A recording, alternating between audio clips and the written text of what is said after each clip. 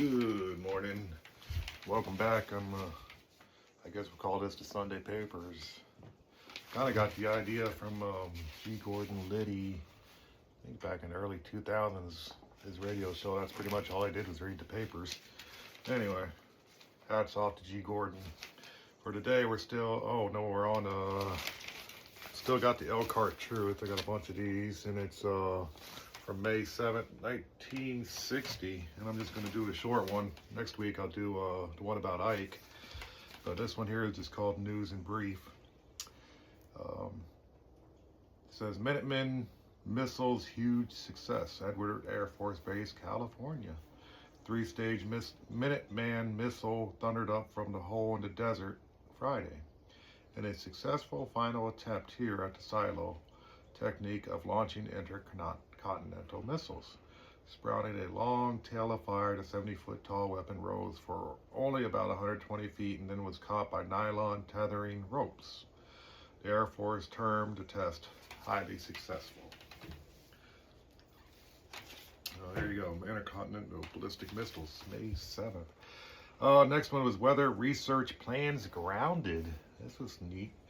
The remaining U-2 weather research planes of the type presumed to be involved in the Soviet claim of shooting down an American craft have been grounded for 15 days, National Aeronautics and Space Administration sources said Friday. The suspension of the research flights, the sources said, is to permit a recheck of the planes, and particularly the oxygen equipment. A NASA statement Thursday, after the Soviet announcement of the incident, noted that the pilot of the U-2 after the flight from Turkey had reported difficulties with his oxygen equipment. And I guess this is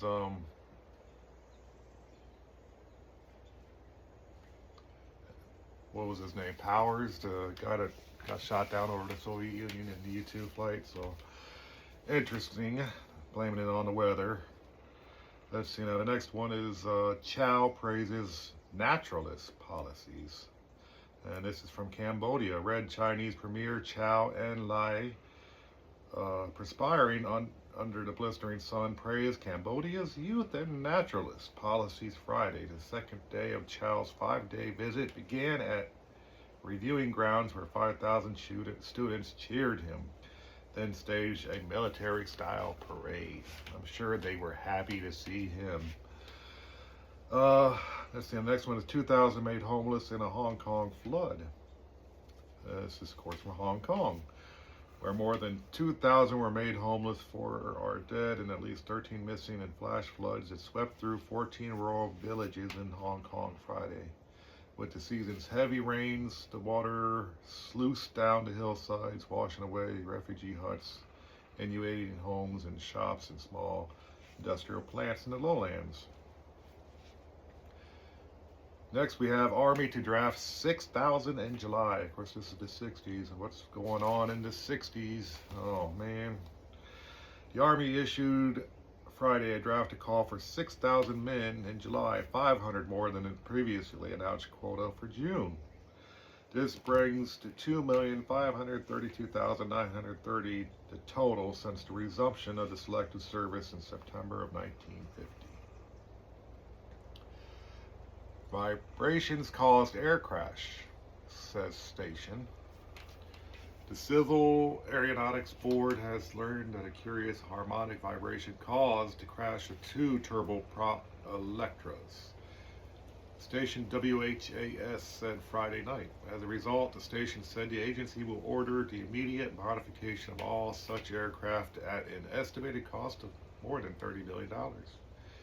A CAB spokesman in Washington said there will be no comment whatsoever on the story, pending the determination of the facts at the board hearing opening Tuesday at Tell City, Indiana.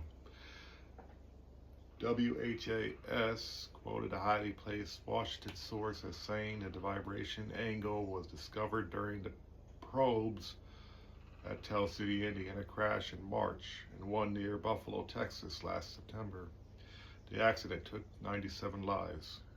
Scientists have found the The station reported that at a certain airspeed, the outboard engines of the Electra set up an unusual wing vibration. Under unusual weather turbulence, this vibration could cause a second or harmonic vibration, which literally would cause the wings of the aircraft to explode. And that is something you do not want to happen when you are flying. You do not want your wings exploding. Let's see, the last one says heavy rains may have caused accident.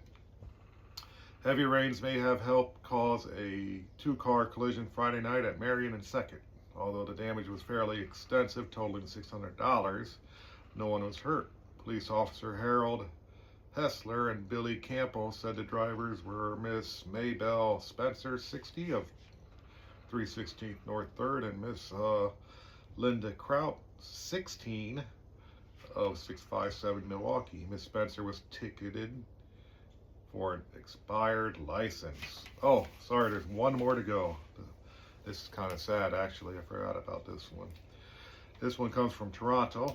Jerry Kalzenke, 11, of suburban York Township, must get rid of his tame rabbit.